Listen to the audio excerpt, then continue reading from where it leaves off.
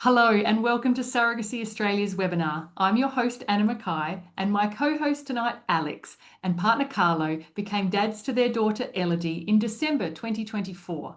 Their surrogate M, previously a stranger, was initially their egg donor but became their traditional surrogate, meaning it was also her egg. They all live near each other on the Sunshine Coast and are planning a sibling journey. They are also long-term attendees of this webinar series with a total of 30 and once co-hosting on the episode How to Find a Surrogate. Alex and Carlo are the founding members of Australian Surrogacy and Donation, which includes an annual week of education next week, community events, story time for kids, and culminates with a gala awards night to celebrate individuals and industry. Welcome, Alex. Thank you for joining us tonight. Thanks for having me, Anna. Alex, here we are, finally a co-host on the webinar series after having attended so many. We're going to go through your journey now. You've shared with me many beautiful photos of your team with Surrogate M, whom we've had on the webinar recently. Obviously, there was quite a bit before getting to the point of M offering to be your surrogate. So we're going to go back to that at the end. Yeah. These photos here of M and her family, I guess take us from these onwards. What's happening in each of these photos? Yes. So the one on the left there was we'd been talking to M, and you have to go back and watch M's webinar or listen to it on the podcast because she talks about what we did. And then essentially M offered to be our egg donor, and we flew to Perth and met her at one of her AFL games and surprised her at that. So we worked it out with her husband. And this was the next day. We went to the chocolate factory. I can't remember what it was called, but I think it's Swan Valley Chocolate Factory or something like that. And this was, so we surprised them the night before and then got to hang out with Em and the girls the next day as well. So that was around the egg donation offer. And then the one on the right was when Em flew over to Queensland to do embryo creation, right? So this was the day before. And we thought we'll go to Bribie Island, go for a walk on the beach, that sort of thing, like this remote area. And it's also the time when she offered to be our surrogate as well. So that photo is quite significant. It's actually a video, so we're not really all looking at it, but I managed to sort of get three of us on a nice sunny Brisbane day on the beach there. So that was when Em offered, the two sort of times when it sort of Em offered for us. Beautiful. So starting out as strangers and then becoming egg donor and then your surrogate. So what a journey you guys have been on, hey? Yeah, it was. We're very, very lucky and a very special person to us, 100%. I know she feels the same about you guys too. So and it's just amazing that you can start out as strangers and here you are having this special bond and speaking so fondly of each other. It really can grow into that, can't it? Yeah, no, absolutely. Oh, this one here. So this one I threw in there because I thought this is quite a nice one of Em meeting my family, right? So you've got Em, Kurt, myself, and the girls, and on the right-hand side there. And basically my sort of aunt is right in the middle. That's my mum's sister, and her two daughters either side of her. And then everyone to the left is like extended family that I barely know, but they all live in Perth. So I was like, well, whilst we're over in Perth, this was another trip. We visited the family. I wanted them all to meet Em and her family, as well as meet some of my family as well, because that's sort of the family I have in Australia. So otherwise they're all overseas. So that was I just threw that in there because it was a nice photo of everyone sort of coming together, like the two families, and it was all a bit weird and awkward, but hey, it was nice that they could all meet each other. So I think what's so powerful about these photos, so particularly people listening on the podcast or watching this back, that are brand new at the beginning, and as IPs, they're thinking about, I need to find a surrogate, and so that's a woman. But they're not. You start to expand that, and you realize, oh, hang on, it's usually a surrogate with a partner and kids. But then for the surrogate, then they also realize, oh, wow, these are not just two people I'm going to have a baby for. I'm having a baby that will be a cousin and a grandchild. And so getting to meet your extended family probably helped to solidify for Em. It's like, oh, wow, I'm helping to extend the village here, I guess. that's right. I was just going to say, yeah, it's part of the village. There's the village right there. Beautiful.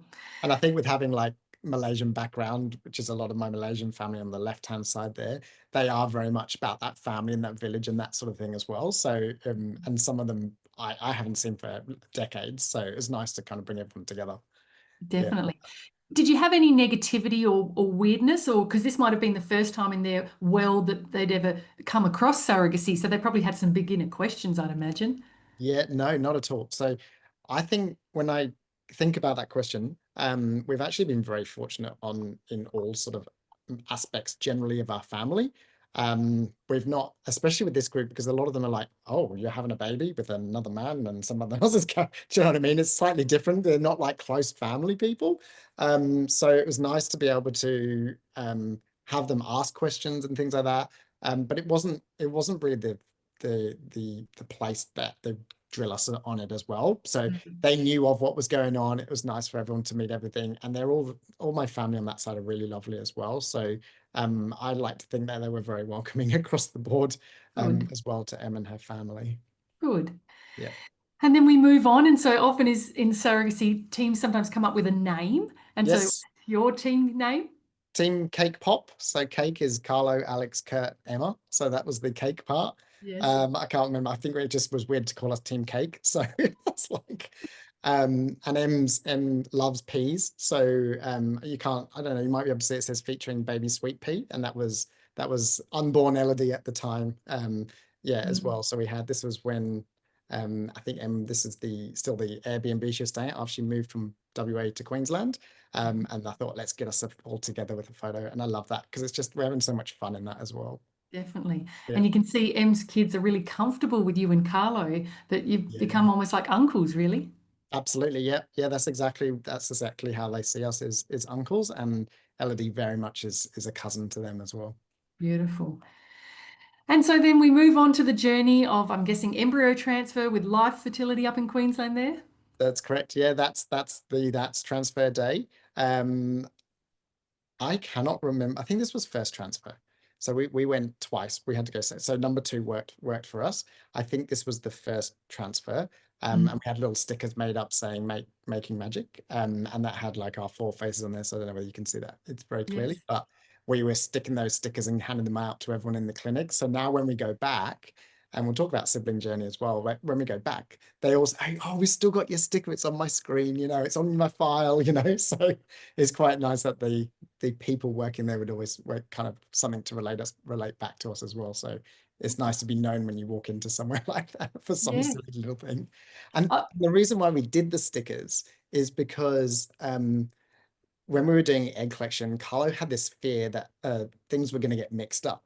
So he was like, I don't want them just riding on the tubes or whatever they call them, on the test tubes or whatever they take them in. He wanted to stick the stickers on, so they stuck stickers on everything as well. So when it's transported from the hospital back to the clinic, oh. that was the main reason for doing these stickers. And then we're like wearing them and giving them out to everyone as well, and the girls loved having them. So yeah, And I think I did a similar thing for my one of my egg donations, dressed up in a Wonder Woman costume, and I that's had right. little gifts for all of the staff at the clinic, because you realise that it's not just the embryologist and the doctor; it's all that admin staff that get to know your journey, and in some ways, you're creating that army of supporters by them being invested in your journey and wanting you to succeed, and for them celebrating when you become dads as well, I guess. Yeah, absolutely, absolutely. Mm. It's nice. Right, and so we move on with the pregnancy, and I'm guessing this is a gender reveal because we've This got is a gender. balloons Yeah, saying this was girl. this was lovely. I had like all our close friends and family up in Queensland there, Em and the girls, and we did the smoke was going off and we just did the party popper things, and it was really nice to have everyone there. It's a beautiful sunny day on the north side of Brisbane. And yeah, that's when we found out as a girl. Obviously, Em had been keeping it quiet for so long and she knew and she wanted to organize the things. So we did that, and it was really nice to have that have everyone there. And again, everyone's sort of there going, how, and like M's there as well. So it's like all the other family, the Australian East Coast family as well, on Carlo's side. So that That's was really beautiful. lovely. Yes. And how was the pregnancy for Em? Was it a hard pregnancy or similar to her own? So I think out of all of them, this was one of her better ones. Mhm. Obviously we had some, like obviously the usual sickness, and we had I think one of our biggest challenges was around M's iron levels during her pregnancy. Mm. And um one of the challenges is because of the threshold was like M was just above the threshold to get an iron infusion at the hospital, and she was really feeling like terrible. So we're trying to find a solution for this thing. And then eventually we found a doctor. We all and comes all the way up to the Sunshine Coast. We go see this doctor, and she's like, "Oh yeah, we don't have any like saline fluid." And then we're like, "What?" I was like, "This is the Oh, whole reason why we've taken a whole day of work, changed everything around, brought him up to do it." And so we're quite disappointed with that. In the meantime, it was like there was hope, and then it's back to like being like not having the opportunity to do it. yes. Long story short, we've eventually managed to find a place to do it. We have found some saline. And it was a beautiful like IV clinic. So they do like vitamins and things like that through IV, but they also do gender reveals in their room where they turn the room pink or blue or whatever, and they Oh, do ultrasound and like the whatever it's up to now, 5D imaging that they do or whatever they call it. right. So it was nice, and it was a beautiful, comfortable bed and laid in there, better than being a doctor surgery. And we finally managed to get it done. So yes, Yeah. but that was one of the challenges through the pregnancy. But generally, overall, we had I think overall we had a pretty great pregnancy Good. on all sides. And I know you guys were particularly supportive and did things, so we might come back to that one, Yeah. the types of things, or people might like to type that in as a question of what type of supports did you provide. Okay, and so then we've got some photos. You did some professional photo shoots with Yes. maternity. Yep. Yeah, we did some down. Uh, this is Bribey Island.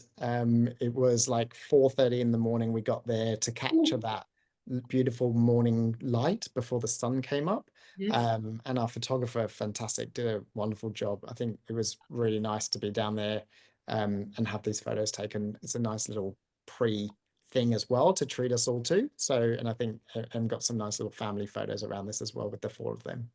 definitely. Yeah. And then that brings us to the day of birth. So, what was that like for you all? Oh, this was an amazing day. So like even just looking at it, I'm like, yeah, that was a good day. You became a dad. Um, yeah, that's right. So this photo specifically is Em's holding Elodie. She's got the girls on the phone and just showing Olivia and Evie the Elodie. So this was their first chance to sort of meet Elodie. It must have been around about 3:30 or something like that, half an hour after 45 minutes, an hour up. Who knows what the time was? Let's be real. One minute it's 3 o'clock and Elodie's been born. The next minute it's 8 p.m. Like what happened? What happened? You know? Yes. Um, and we went in the day before. It was funny actually. We were this was the Sunday, and actually Elodie is 10 months today. So this is Oh, exactly 10 months ago. Um, and we went and we're due to meet Em in the afternoon, but we were racing around on a Saturday afternoon because we were throwing a community Christmas event on the Sunday. So yes. we're like driving to someone else's house to pick up a Santa suit, going to Kmart and buying all these little gifts for all the kids, you know. And then we're like, we're coming in, we're coming in, we're coming in. We're like, we didn't know what was going on, but we were meant to be going to Em's in the afternoon. We got there about, I don't know, 4 o'clock or something like that. And Yes. this is the day before. And Em's like, I'm just gonna call the midwife. And we're like, what? And she's like, I haven't eaten anything today. And we knew that was Em's like sign that she's going into labor. So Yeah. midwife was like, come to the hospital. So we all jumped in the car, went up to the Sunshine Coast University Hospital where this photo is taken. Yes. Um, and we were good. We had some time. So Em stayed the night. Carla and I went home, rearranged the whole event that we're going to be like meant to be hosting on the Sunday, got someone else to pick them up, pick up all the stuff, which was amazing. That's what community does, right? You throw this Mhm. stuff at someone and you can still have the event, which was really lovely. And obviously us not being there, everyone was like going, I wonder what's going on. So When you're because not we were there. 12 days early, right? So it Yeah. was around about the time when it needed to happen. So the birth was unbelievable. Being able to be in that room the whole time, Mm. spending literally the entire morning and all afternoon doing things for Em, going and getting her hot chips, and then being too late back that she then didn't want them. So, that was, which was Yes. fun because they didn't go to waste because when Kurt arrived, like, let's be honest, almost at the 11th hour, at Yes. least he had something to eat. And then after Elodie was born, she's like, where's my hot chips? Yes. So so it's like, the um the characters of Em and Kurt and and in the moment things that are being said, it was just so lovely. It wasn't really formal, it wasn't really official. Obviously it was, the baby was being born, Elodie was being born, Mm, but to be there and witness that, I knew it's going to be something like I've never obviously witnessed before, but it was like 10 times better than that, like in yeah, terms of being there. Like I was afraid I was going to pass out and I'd be all dramatic because I'm like not great with things like that. But yeah, I was like, oh my God, this is the best thing ever. cool. It was phenomenal. Yeah. And I And guess it's that balance between this is your friend M yeah, that, and you wanting to support her in this, labor can be hard work, but then also this moment of, oh my gosh, we're becoming dads, and this is our friendships come together to create life, and our child's about to come into this world. It's just, as you say, like nothing else, right? yeah. Yeah, to be able to witness that was just like all the years, like of like for me, it's been almost 2 decades of trying to create a family through Mm, different avenues. And obviously I stopped partway through that. But this was the moment that for me, I'd been waiting for almost 2 decades. So wow, it's phenomenal that we actually got there. you did. Yeah, beautiful, very beautiful.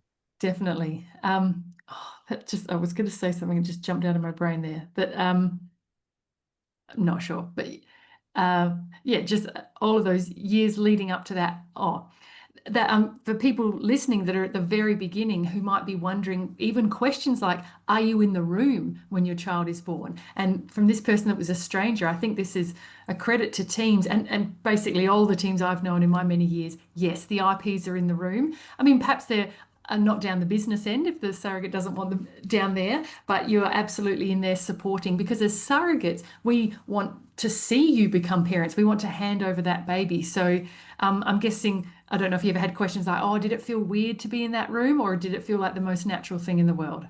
Yeah, honestly, it felt like the most natural thing in the world. Yeah. Like I was like, can I get more involved? It's like, and you know what? I mentioned it in her webinar as well, and you'll hear all about it when you go and listen to that. But our midwife was amazing, and she's Yes. been a surrogate before. And when you there was she did so much to just make sure it went so smoothly that if you noticed her doing something, there was no intention that no one else would have noticed. It's only because I'm like going, what's she up to there? What's going on there? Like I'm nosy with what's going on. Yes. Um, and just the way, you know, where Carlo and I are in that photo, Kurt was sat at M's head end on the same side, and we're just kind of the three of us sat there, and Em eventually sort of rolled sort of onto her sort of side sort of thing on back sort of side. So, and her knee was up and the sheet was down. Then all of a sudden, whoop, out popped Elodie. So it was like it was so discreet and so nicely done. And that honestly, the credit to our midwife and everything she did also for Em to make her feel comfortable and calm, relaxed as best she can in that moment. And Mm. there was one point um when obviously we're in the final stages of labor, and then goes, obviously eyes are closed, she's like, why am I doing this? And our midwife went, just open your eyes. And I Oh. was like, oh yes.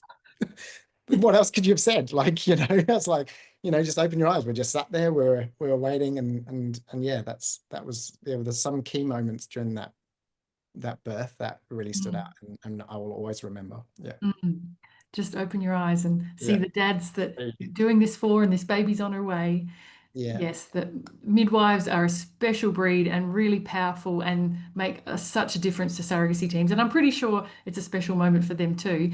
That's probably a good time to say that I've actually done a webinar quite recently with 3 midwives. So if that's a great resource for surrogacy teams to listen to and to share with their midwives. And an anonymous also asked a question, I might just answer that one, that the psychology part can feel scary and overwhelming. What's the best way to overcome that? My instant thoughts on that are get used to the psychologists, and I've had them on as webinar co-hosts and podcast episodes. So realizing that they're just humans and they're there to help you. I think doing counselling before you actually do the official mandatory counselling can be really good to get to know a psychologist. Um, Actually, while we're just on that, Alex, counselling. Yeah. I any thoughts that you have on counselling during surrogacy? Yes. Big, massive, do it. yes, you got a mandatory counselling in Queensland. You've got relinquishment counselling as well at the end, which isn't really counselling. It's just making sure you've got a cot and like a agree that there you've got a baby coming home and that sort of stuff. So it's not really counselling. We did our mandatory counselling at the beginning, it was great, and we were like, as you spend time looking at people's stories and seeing the unfortunate teams sort of fall apart and reasons behind it, not everyone shares that as well. Or you hear about it. It's like often when you relook at it and go, I wonder why they broke down, and you start, there's a number of reasons why things can fall apart. And we were really keen to not have that happen in our journey or in our team. So we requested attend whether she had any reason to or not, a counselling session every trimester, so that there was at least an opportunity to, like, she could do one anytime she wanted if she wanted more. Mm, And most of the time she's like, I don't need one. I'm like, let's just chat for 10 minutes, then we'll spend the rest of the time chatting with the counsellor. So it gave her a chance, and sometimes just the counsellor would come up with things that we weren't all thinking about or doing. And mm, even for us, it'd be like, how are you doing these sort of things? Are you doing that? And we're like, oh, that's a good idea. Maybe we should do that now, moving forwards into the third trimester and things like that. mm, So, and the third trimester, we talk about birth, and then the fourth trimester that comes after birth as well. mm, So it's really great to, one, support M. That was the main purpose. We got a lot out of it as well, being able to have the conversation with our counsellor and keep us on track with making sure that we're okay and that we're still doing all the things that we wanted to do and promised we would do, for Em and her family as well during that journey.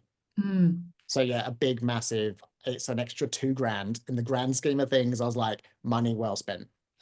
Even if we never used it, like, it's a bit of an insurance policy. And I think it's really important to leverage that. Because it's really sad when things fall apart. And for us, it was so critical that we had a really nice extended family, for our children for the rest of their lives. And let's be honest, like, their children going down the next generation and M's children's children, and that sort of thing. Where does that sit? And the connections between the two families. Mm. So it's not just us and Em and Kurt, it's about our children and then the generations that come after that, as in terms of the what that looks like going forward. So yeah. That's beautiful to be that forward thinking. And that model is what we recommend for SASS teams too, to have a session each trimester and then something post birth, but also extra if the surrogate requests it. But I have to say, your team has a bit of a saying in terms of counselling. Do you Yes. remember what that is? Yeah, if in doubt, cancel it out. There you go, folks. So I suppose it's okay to be nervous about counselling at the beginning because it's probably an unknown, and to be unknown what the counsellor is going to be like. I guess my suggestion then would be just jump in and have a session and get to know them, and then they'll become more familiar. And then we're finishing off some of these birth photos here. We've got this beautiful photo on the left with M holding Elodie, which is always lovely to see. But there's something else going on in this photo. Alex, tell me more. Yes, we talked about currency in surrogacy. For M, it's a Christmas ham. So Elodie being born middle of December, perfect timing, because M wanted to be able to eat Christmas ham on Christmas Day, and it was agreed, kilo for kilo, pound for pound, and luckily, well, luckily M didn't birth Elodie at the weight of that, because I think it's about a 5.5 kilo ham. So that's like, but we couldn't get anything smaller. That was a nice one. So yes, Wow. we walked in, wheeled in the pram with the ham in the pram, and then presented, and it's wrapped up in a hospital blanket, Yes. presented them. It was like, here's our baby, and we're like, here's your ham, right? Exchange done. So, Contract fulfilled, so yeah, we had a lot of fun with things like that along the way as well, right? Because there's a lot of yes. emotions, a lot of seriousness that happens, you go legal stuff, and there's this and that. And then, like, we had so much fun along the way as well. And Em has such a great spirit and a great sense of humor.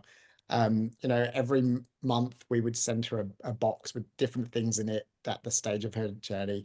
She loves, like, sour Skittles, not sour Skittles, freeze-dried Skittles, right? Oh, And I made the mistake of buying a bulk load of sour ones. So I was like, ah, oh, damn it, now she's got these. So anyway, in the box every month, we gave her a t-shirt, and it was always a funny t-shirt. So something that was related to us as a team, or Em's told Mm. us.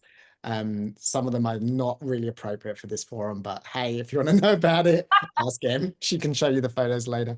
Um, Yep. but yes, absolutely. We had a lot of fun along the way, and this was kind of the final bit of fun as well, in terms of the birth part as well. So Mm. this was next day. Oh, was it next day? No, this I can't remember now. It all a bit of a blur. But this Mm. was either we were only in hospital for the day of birth, and we left the next day, so we weren't there very long. Mm. And it was Em saying, "Can you hurry up? I want to go home," you know. And we're like, "Gotta wait for the doctor, gotta wait for the physio, gotta wait for her to poo," you know. So it's so Em was ready to go, I think 9 a.m. that next morning, and I think we left about 5 o'clock in the evening, eventually. So Em was like, "Right, let's go. I'm done. Like, let's Yes. get Christmas going." So, Well done. but yeah, that's the currency there. Paid Yeah. it. Lovely. And then life moves on, and we've got lots of beautiful photos of you guys Yeah, continuing to have catch ups, but you did some newborn photo shoots as we dads, hey? did. Yeah, that was lovely. That was just at home. Nice to have Elodie and do some little shots as well of us as a Mm. family. Yep. Yeah. And then catch up. So photos of Em holding your Yes. daughter. Yeah, so that was that would have been just around I think that might have been next day on the left there. Definitely before Christmas, the lead up to, because Em was doing an amazing thing of expressing breast milk. The 195 liters she expressed, Wow. which is phenomenal over Wow. about 3 months, as well. And we've still got the last remaining little bit in the freezer, one little bag left. I Wow. can't come to use it all yet, you know. Maybe Um, birthday milk. birthday milk, yeah, make the cake from it or something like that. So Emma's coming up with, eskies of milk, and obviously coming for post-birth cuddles as well, having that Mm. time to connect and still let her body know that, the baby's here, it's okay. It's, so Mm. which is a phenomenal thing to sort of go through. Um, and the one on the right there, it must have been, I feel like that was December. I think between Christmas and New Year. That was at Bluey's World in Brisbane. Right. So we wanted to take the girls to Bluey's World, and Elodie came along as well, and that was just Em with her. I think she might have banjo ears on. I can't remember. Can't quite see it. And then obviously that was a nice picture of her holding Elodie whilst we're there. But yes, Yeah. catch ups, time with them. Yes, Yes, this one. Just go. Oh, you did put them both in. Yeah. I So, did. this we went to Melbourne with Em in February. Em's was very keen to start looking at. Obviously, we speak a lot about our business journey and the things that we're learning about business, about how we like live our lives, etc. And we wanted to take Em to experience some of the trainings that we've done. So we went down to Melbourne with Em. And this photo is great. Like Carlo's fast asleep. He's wrecked as the tired dad. And there's Em pumping in the background on this flight down to Melbourne. So I thought that was quite a funny couple of photos, just of us as, again, just traveling together down to Melbourne, continuing doing stuff that we enjoy, and the Yes. reason why we connected over these of things that we have in common. So yeah, this Mm. is where spending some time Beautiful. together like that as well. Yes, the friendship continues, and Yeah. but as a pumping surrogate or a pumping mum, you take it with you everywhere, even on planes. Yes, Yeah. absolutely. 100%. And then parentage order day is what I'm guessing here. Yes, yes. So this is parentage order. That's our lawyer, Kate Cherry, on the right, and then obviously the four of us with Elodie. Um, we left our parentage order to the very last minute. Like literally, we lodged it at the court on the last day that you could possibly do it. Yes. Um, so, and the reason for that was Carlo really wanted to spend some time getting the affidavits right, really creating a story for Elodie to look back on as well. At some point, she's going to look at all of this paperwork. Mm. And initially, we were going to do it really super quick. After the first 28 days, you can lodge your application to the courts and then get it done, because I wanted us to get a passport so we could go over to Jersey and the Channel Islands in the UK to go and see my Mm. dad, because I really wanted him to meet Elodie, because he's not well, and Yeah. time is, we thought time might be on our side at that point. So but we, for one thing or another, we just would delay, and then this obviously was at literally the 6 month mark that we lodged it in. And it's a really beautiful affidavit that Carly's created. He did it, so it's a really nice thing that she can look back on and read. it references the Velveteen Rabbit and, being all tattered and born, but being real and things like that. So it was a really nice way to do that. But this was a lovely celebration. Mm. And then we did a little lunch afterwards as well. Mm. Yeah, I think that's quite common for teams to have that catch up. And then Yeah, catch ups continue. It looks like yeah, that's everybody hanging out together here in yeah. Em's house, is it? Or with No, this is cooking our and house actually. your This is house? our Yep. house. This is the opposite way around of where I'm sat at the moment. But yeah, this was really nice because this was Valentine's Day, hence the heart Ah, hanging yeah. from the lights and the fan. And then we've got there like M and Elodie cuddling on the left, and then we've got Carlo's best friend of 20 years, Sarah, there playing with the girls, and then we've got Kurt and Luke there talking about probably NRL or something like that, and then Carlo washing up. So I was like, I just loved that photo of like everyone's there, just chilling out and enjoying Mm. themselves. So it's Mm. just another catch up. We did a nice Valentine's Day like dinner Mm. for everyone. So that was kind of nice to do a little themed thing as well. And again, for people who are new, just looking at what surrogacy can look like post-birth and how this just becomes two or more families hanging out together and just spending time and in informal ways. Yeah. Yeah. And then yeah, these are just M's girls loving Elodie, Elodie loving them, Kurt spending some time with Elodie as well. And it's really nice to see all of them interact. And it's really interesting because M's girls have like gone away there to take it or leave it when it comes to Elodie, but now she's becoming a bit more interactive. And this was a couple of weeks ago on the left. And they're loving like holding her, playing with her. And now Elodie's pulling their hair and they're like, so Yeah. it's great to see that interaction as well between all the three of them, Elodie and her cousins as well. Mm, Yeah. beautiful. And then I think we're nearly at the end, but there's now Elodie is a part of these photos of Team Yeah. Cake Pop, hey? Yeah, there we go. Then we thought we'd take another team photo of us all together having Mexican that night. Yeah. Yes. Yeah. And those t-shirts say the sibling journey, which is the next part of what you're up to, yes? Yes, that's right. Yes. So we're working on a sibling journey at the moment. So we'll see what that looks like over the coming months. And we're Em was very kind to offer to go again. So that's really nice. I mean, it's such a special thing to do once, but to go again, and that's we've got to remember this is Em's third surrogacy pregnancy as well. Obviously she had previously done it with another friend Yes. in WA. And I think God, I've lost my train of thought then what I was going to say. But yes, it's nice to be able to go again. And I think, oh yes, that was it. It was even before Elodie was born, back in, I think it was around about November. We're about to go to a midwife appointment. She's like, let me know what you want to do about a sibling, Jenny. And we're like, you can't just drop it on us like that, it's not up to what we want. Yes, we were like, we joke with like going to 4. We'll see what happens after 2.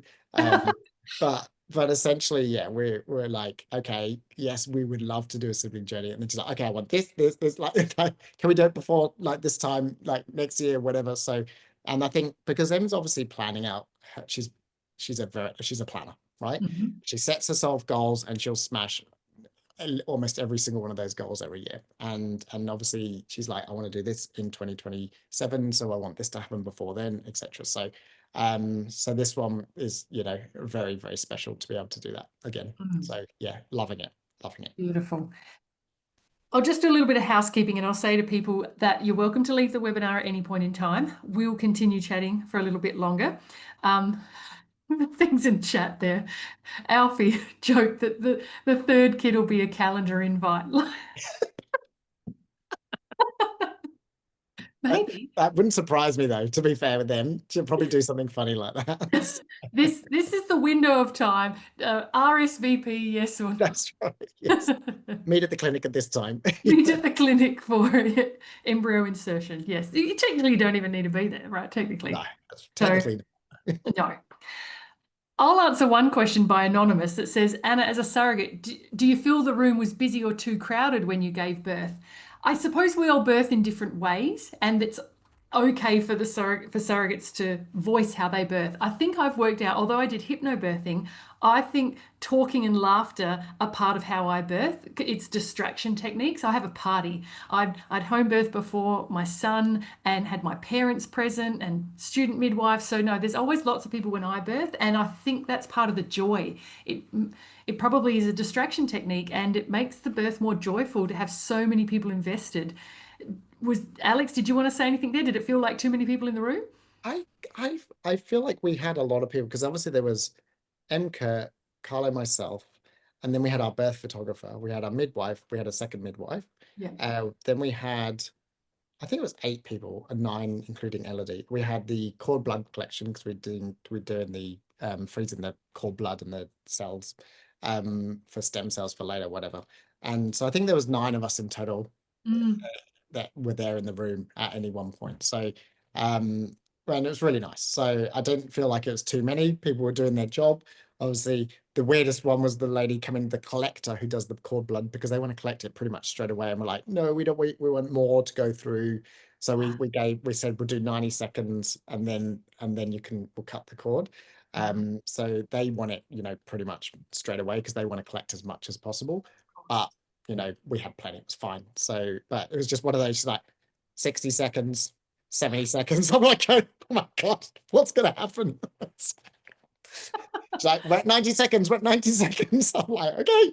But I that was the weirdest part. But like, it's fine. I understand it. But it was just so weird because we're like, going, oh, the baby's born. And they're like, 90 seconds. I'm like, cut the cord. So, and yeah, I haven't Carlo heard. did cord cutting. So Carlo cut the cord, Yes. and then I had first hold after M had skin to skin first. So Mm. that's how we decided to do it. Hmm. And then we're like, we do anything with the placenta, and we're like, like obviously hadn't discussed it before, and I'm like, do we want to stick it in a plant or turn it into a picture on the wall, like, but no, we decided nothing. We weren't going to do anything with it. Yes, people can possibly see it if you're watching this visually. Up here, this frame here is of Baker. I've had my placenta encapsulated 3 times, and therefore they also dry out the umbilical cord. Baker's was very short, and so that little arch, like a rainbow, and you might be able to see here, that's Baker's umbilical cord. So I've kept that, not him, but he Nice. probably doesn't need it. Nobody needs it really, but um, I'm just going to answer one question there that Dario's typed in. Are there any steps that should be completed before joining SASS? Like, do you have to have your donor lined up or have seen an IVF clinic? Absolutely not. No, we can guide you through all of those steps. People do come to us at various stages of things complete, but no, we can guide you through that. And particularly when you get connected with a mentor, they can help give you suggestions about all of that too. So I hope that helps answer that one. There is one more question, but we're going to come back to that. I want to go back to way back at the beginning, Alex. Briefly, try and summarize your journey for us in terms of coming to surrogacy in Australia. And did you have any false starts before connecting with M? Yeah, good question. So we started.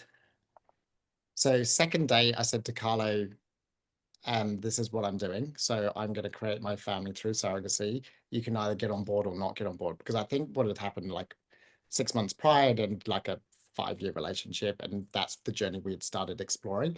And I was like, oh my God, I can't be bothered to meet someone new. Now this person's come into my life. And I was like, now I'm going to do that whole dating thing first. I'm like, this is the way it is. Yeah, either in or out, right? I'm not time to waste here. So so that's kind of what happened. I said to Carlos second day, I was like, this is what's happening. He goes, oh, maybe we need a bit of time. And then COVID hit. So that bought him some time by default. So, which was fine. We started looking in 2022. We went to a Growing Families event in Brisbane. We met some of the local people there and we went for a dinner and like after the event. And there was a couple of surrogates there and a couple of intended parents, and they're like, do your introduction post in the Facebook groups, do your introduction post. And we're like, went home, we're like, oh, okay, we'll do it. Because we've been sitting watching for like ages. And then I go, why does everyone sit there and watch for so long, right? What do you have to watch, right? Everyone doing their intro post, just go scroll them, find the best one, copy it, and then post your own. So we eventually spent like 3 days writing this introductory post. It has to be perfect. And obviously no ChatGPT back then, so you had to write it from here and Yes. here. Find the perfect photos from like the decades before and things like that. So we spent about a week doing this thing, and then we're like, oh, should we do it? Should we post? So we eventually posted. I think it was like October 22 or something like that. And then we we're like, whoa, everyone's messaging us. And we were doing renovations at the time up our ladder and replying to people. And then we're painting and replying to people. It was just amazing. Like, couldn't believe it. We were like, this is such a nice group of people. And then that's where, started to get some people connect with us as well, through that post essentially, in the different groups. And yeah, we had a few ups and downs. We overall, we before M, we had two offers from surrogates, two surrogate offers, and it just goes to show that sometimes they don't work out. It was meant to be because we knew that, well, we didn't know, but it was meant to be because obviously M hadn't sort of come onto the scene yet. We also had a conversation with the donor that, due to some hereditary things that we didn't want to proceed. So we said thank you, but no.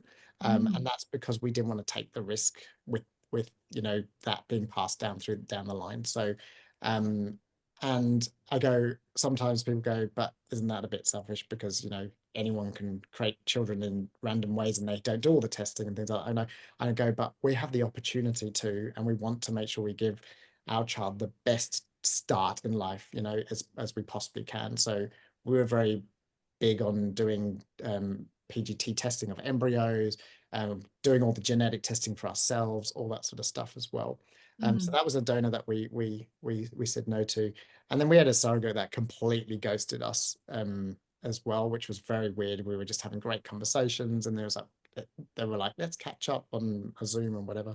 And then we're like, yes, let's do this time. And then we sat there like already like everything's set up perfectly, because the first time you're meeting, and then that just never happened. And then I'm like, hey, you joining? And it never happened. Then days later, we're like, hey, and then we're like, maybe we should just leave this because it's a bit weird now. We keep messaging and not hearing anything back. So that was kind of, a bit of a false start as well. And then, when you first start, you get excited that someone even a surrogate even wants to talk to you. Like, oh my gosh, like, Dating again. then dating again, they're like, oh wow. And then we had one of our biggest false starts with someone else. We ended up going all the way through individual counseling. So we were quite very much sorrow dating, very much on the journey. And then after our individual counseling and before our joint counseling, our counselor was like, you need to tell the boys this certain thing. And it was something we'd already discussed, and it hadn't been fully declared to us what this thing was. And we had to make this massive decision as to whether do we continue or do we not continue, because this could have lifetime impact on us as a family and a team, because that was what we wanted, this whole holistic, and I spoke about it before, this big extended family for the rest of our lives and generations going forwards. And when you think about it like that, you go, this one chance we might have to have a baby, we're going to just say no to. So it was a really, really hard decision. And we had to say, look, no, we're gonna leave it here. Thank you, but and we appreciate you eventually telling us, but we had to leave it at that point. And that was probably really hard. I remember getting in the car afterwards, we just both in tears. It was really hard because you go, this is like 14 months, and then you're like, now we go all the way back to the beginning and start all over again, do we? So yeah, but it was, it's one of those things. It was meant to be, because then after that, look what happened. And then we walking on the beach with them, and she's like, hey, I'll be your surrogate, So Yes. that was, and so, and it couldn't have happened any better right now where we are now. So when you look it back in hindsight, you go, best decision we made at that time as well. So it was meant to be. I think that's really powerful for people to hear, in terms of it's okay to say no to a surrogate, because sometimes IPs are like, this might be the only chance I ever 100%. get. Yeah. And as we've said before, I was actually one of those surrogates too. I was initially dating two guys different who I carried for, Sean and Jeremy, who lived in Melbourne, and they said no to me just as we were starting to get ready for the IVF and all the counselling process. And so, yeah, that was really hard for us all. I mean, well done for them basically saying, Anna, you're not the right fit for us. It's hard, but I'm glad, because then we each eventually find our own teams and have the journey that we've had. So, yeah, 100%. Yeah, thank you for it sharing that. works out in the end. and you just need to give yourself a bit of credit and have a little faith in yourself as well. Mm, That if you're making the decision, you're making the decision for a reason. Um, and that absolutely was the best thing we could have done. And I just look back. I mean, it's just a blur now. It doesn't really matter because I go look at where we are now. Look at the amazing journey that we've had over the last 18 months with Em and her family. Look where we're going now. Like we're constantly catching up. We talk about other stuff as well. It's not yeah. just all about the surrogacy stuff. We've got great common interests in terms of business and things like that as well. So it's Mm, fantastic now to be supporting each other all on in other ways rather than just in going through a surrogacy journey. mm. Yeah.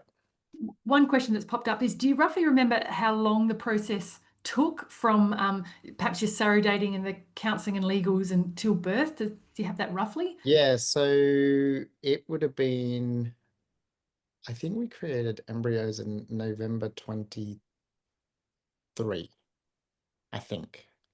I think that Yep. was around about then. So about 1 year from the time we created embryos. So then we did surrogating before that. It must have been around about Easter, just after Easter time. So about 18 months, right? Mm, With M from that point. And yeah. then like 2 years from the time we started, when we first went, right, we're doing this, and we put ourselves out there, right? Yes. Which is the term that people often use. There's about 2 years in total Yep. from that to birth, which is about right. And I'd say that's about Yeah, average. Yep. So it's a marathon, not a sprint, as we say, isn't it? that's right. Yep. 100%. Yes. Um, let's do one of the anonymous questions that they'd like to know about your worst day in the process. I'm sure saying no to that first surrogate was hard. Yeah.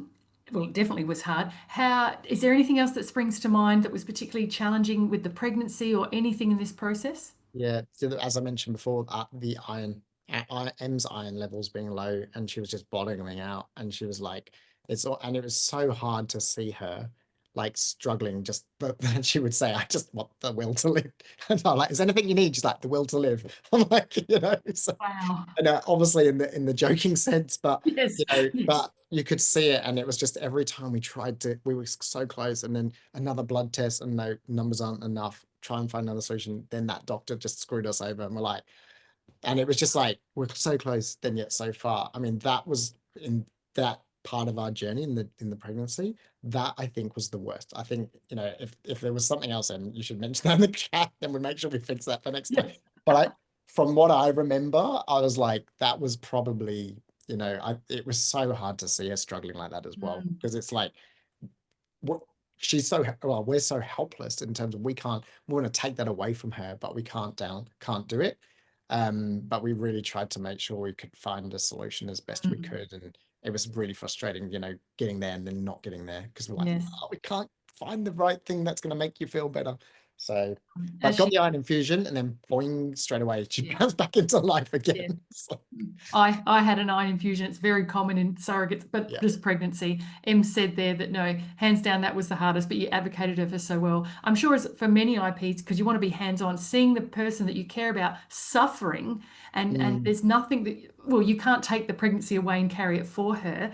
no, There were that's other supports that you did too. You helped out with her kids, what maybe like school or drop-offs or spending time with the kids and things? Yes, yeah. So in the early stages, M moved over from WA to Queensland and she'll tell you the exact number of days, but it was roughly about 6 months. She was solo parenting, Wow.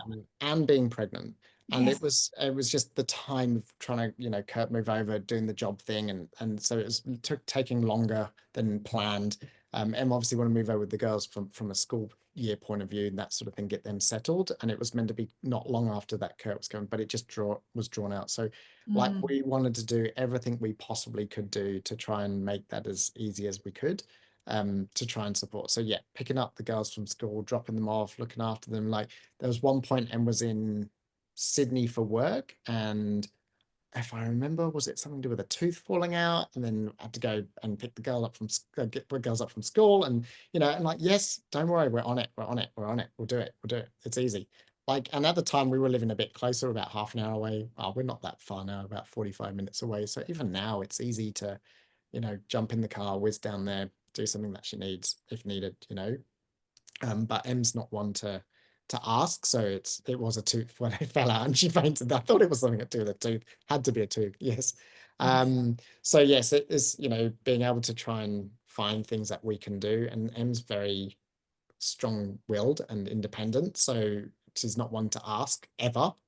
Even though she Most surrogates. absolutely she should. You Yeah. tell her, Anna, that she should. Hopefully she's listening to I this. tell all surrogates that they should. They can give the advice to other surrogates, but we can't take it ourselves. It's No, very no, no, hard. that's right. Yeah, Yeah. absolutely. But yeah, no, so that was that was some of the other stuff that we're doing as well, and spending lots of time with them, because obviously solo parenting, we could only imagine, wouldn't be so easy, Yeah. especially moving from one side of the country to the other. So Yeah. yeah. Well done to your team. We'll start to wrap it up because, again, we've talked for a long time, but we could continue talking. Yeah. I'll answer just some of the quick questions. Anonymous asked, how can we rewatch this? There's a YouTube channel for all of these recordings that are kept on, so find it there. You can listen back to it as a podcast series, Surrogacy Australia. There was a question about embryo donation, but I see Sam Everingham has joined us and he's answered that they are rare, but that can be done. You can also find some embryo donations through the group EDA, Egg Donation Australia, so you might consider looking that up. And then another question is, do we ever run webinars with intended parents rather than parents and surrogates? Perhaps you're that question's about the webinar that I have done, episode 23, when I did have 3 intended parents on talking about how to find a surrogate. So that's a long 1-hour webinar about that. And so that's where I would direct you to find that one. Alex, next week we're coming into the second year of you and Carlo running the Australian Surrogacy and Donation Week, a week of education, advocacy, information, picnics, story time for kids, followed up with the awards night on the Saturday, the gala night. Is there anything you'd like to tell us about that week coming up, but then also your why? Why is it that you and Carlo felt this calling to do something more for the community? What would you like to tell us? Yeah, so next week kicks off on Sunday with the big picnics. They're happening in most capital cities, 6 out of the 8 actually, around the country. They will kick off the week, and then from the Monday through to the Friday, we do lots of webinars, information sessions. We got like Anna's doing something, Sam's doing something. We've got like some lawyers, we've got fertility specialists speaking as well, just talking all sorts of different things around and to support you. And then in the evenings, we have story time for kids. So that's like authors who have written books about families that are created slightly differently. So they're reading those at bedtime, local time, 6:30, wherever you are. And then on the Friday night, we've got a community Zoom meeting that happens. So Anna runs these every few weeks now, 2 to 3 weeks, maybe every month, So we're going to bring the community together on the Friday night. So if you're around, attend that, because it's a great way to chat with new people, introduce yourself, talk about things around surrogacy and donation. Don't talk about things around surrogacy and donation, just get to know people all over the country, which is amazing. And then Saturday night, we wrap up the week with the Australian Surrogacy and Donor Awards, which is in Brisbane this year. Last year was in Sydney. And it was a really great event. I'm not sure who was there. Actually, there's a few names who were there, so maybe drop in the comments in the chat what you thought of the night. But tickets close tomorrow for that. So if you're interested, jump onto the website. Actually, I'll just chuck it into the chat if you want to know more about the awards. Then at least you can jump onto that website. Look, I had them all listed out in a notes thing, so I could just copy and paste. There you go. Yes, it's like a fantastic week. Last year we ran 52 events. This year we're doing pretty much the same. And with you mentioned Carlo and I have founded it, but we founded it as a team with Em as well. So Em is one of the founders of Australian Surrogacy and Donation. At the awards gala night, Em's also going to do a little speech and around about surrogacy, being a surrogate, and the importance of what this is doing for people within the community, and also with the industry as well. So why did we start it? It's a really good question. Carlo and I were at one of our business mentors runs an event all about life, talks about nothing about business, all about life. And he talks about all these different pillars in life that, if you really want to be have life fulfillment and be successful and things like that sort of thing, like you want to have not just, one thing in your life that you're doing. There's things around like your well-being and that spiritual and emotional and physical well-being. You've got things like, your family and your community. And then one of the things he talks about is your obligation. And he's asking us, going like, well, what's your obligation in life? I'm like, going, oh, it's our unborn children, you know, we want it to be our family. He's like, no, everybody's obligation is their kids. So it can't be your kids. Yeah. So it was really interesting, pushing us and pushing us to go, what is it? What is it? And we're like, well, we're in the surrogacy space, right? And we had so many questions, and we were like, saw so many different things going on, what was happening, etc. So we were like, let's do something. Maybe we can help out on a board or a admin of a Facebook group and whatever. And it was just, nothing was quite the whole fulfillment thing. Yeah. So we came up with the, let's do a week of an intense week of education, community connection, engagement, etc., which was Australian Surrogacy Donor Week. And then after that finished, we were exhausted, and everyone's like, so now what? What are you going to do for the rest of the year? And we're like, sleep. No, have a baby and look after a baby, you know. Yes. So no, so we now do things throughout the year. We're going to ramp up hopefully next year now, more events throughout the year in all the different states. We're very big on, you know, we always talk publicly about, we never take a single dollar from the charity. And that's critical, because obviously you have lots of people who do great things for the community, but obviously charge for services and things like that. So we've always said that we will never do that. And our goal is to try and bring in bigger businesses and things like that to fund everything that we do. So yes, that's in a nutshell why we're doing it as well, is Well done. because we were forced to. No, no. This is so much, it's so exciting to be part of it as well. Yeah. And for me, having been around the community for 9 years, I love it when I gravitate towards people like yourselves who come into the community over time and have some passion and energy to do your bit, to make a difference and go, I think I can contribute this. And as you say, hopefully a lot of us sort of in our own way find that sort of calling and make our contribution. And it's lovely to be around that energy with you two, and Em as well. And so, yeah, thank you for what you've done for the community over the last couple of years. And I look forward to seeing it grow. Yeah, no, it's pretty exciting what we've got planned coming up as well. Like, we're doing stuff with AI, like to try and support people with AI, pick up the phone and have a chat with the AI around. Like, there's some really cool stuff we're working on, Yeah. hospital policies we're working on, like trying to support GPs and things like that. It's like there's a lot more than just running a few events to support community. We're like Mm. really now trying to ramp up the change and try and support everyone holistically. And it's not just us, it's all Australians. Doesn't matter whether you're doing it in Australia or overseas. We want to try and bring community together, build out that as well. So like our Facebook group was there just as a basic support, but now we're like getting to a point where we're now going to create a whole bunch of stuff layered on top of that. So it's quite exciting to see the next 12 months. Like the last year was great. The last 2 years have been great, but I think it's it's going to change quite dramatically over the next 12 months. So that's pretty exciting. Well, you heard it here first, folks. Watch this space. So thank you. Volunteers make the world go round. And as you say, you don't draw a penny from this. You create your income through other means, Yeah. different businesses. But yes, it's so much of your volunteer time goes into this. So thank you for your time and your efforts. No, thank you. Yeah, it'd be great to see everyone there, especially the picnics on the 19th. Yeah, go. Actually, I should drop in that so you can know where to go and register. And there's like quite a few people in this I've noticed in the chat who are our hosts as well. So they will certainly reach out. And this is the thing. It's not just about us. We're just the puppeteers, right? And coordinating things, right? And then we've got great people who are actually on the ground in the state, because obviously we can't be in 6 different locations around the country at 11 o'clock in the morning on the same day. So it's really important for us to bring members of our community together to really work together for each other. And they're not doing us a favor, they're actually supporting their local community as well. That's the whole point of it, is bringing everyone together, and we just help coordinate that. That's really all we do. Mm. As you say, we need many members of the community to make these things work and grow. And so, yeah, we're really thankful for everybody. You'll also, because you've come to this webinar, I've got your email address, and so you'll be part of my monthly newsletter. But also, I'm sending out a newsletter tomorrow with all of the information about this week coming up, and about the picnic and the nights, the gala night and stuff. So there's lots of information there. So check your inbox for that. Wonderful. So, well, we will wrap it up there. Unless, Alex, is there any last minute bits of parting advice that you want to say that we haven't covered, or we've done it? We've pretty much done it. I think we were chatting about this over dinner, and I think there's this this thing that everyone's like, put yourself out there, and you need to be like all over the place.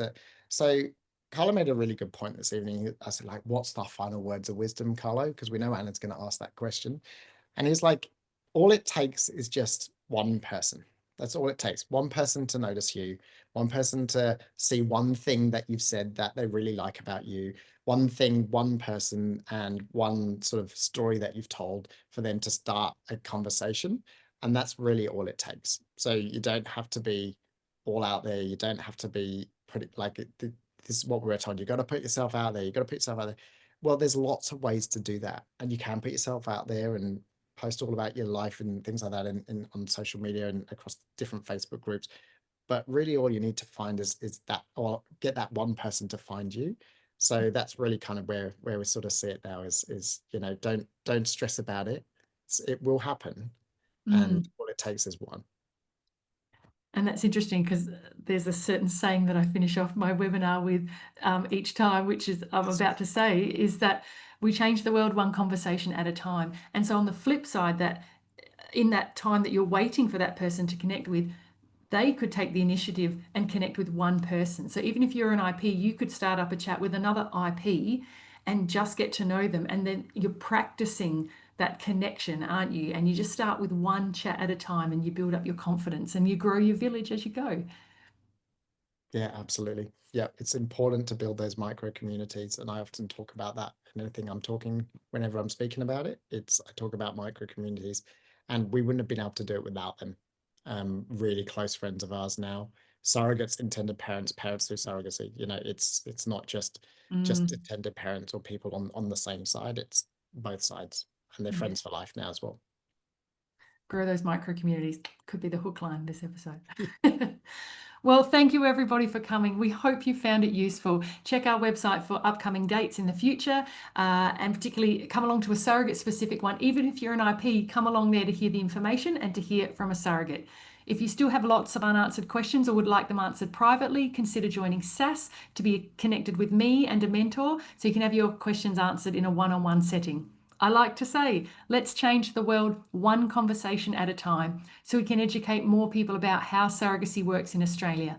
It can be lonely and overwhelming at different stages and in the beginning, but there is plenty of support in the village if you go looking for it. And as the saying goes, it takes a village to raise a child. And in the case of surrogacy, it takes a village to make a child. So welcome to the village, everyone. Thank you, Alex, for joining me. Thank you. Thanks for having me. Thank you, everybody. Good night. There's a Zoom next Friday night. Check out Australian Surrogacy Donation Week and Surrogacy Australia for more information. Thank you, everyone, and good night.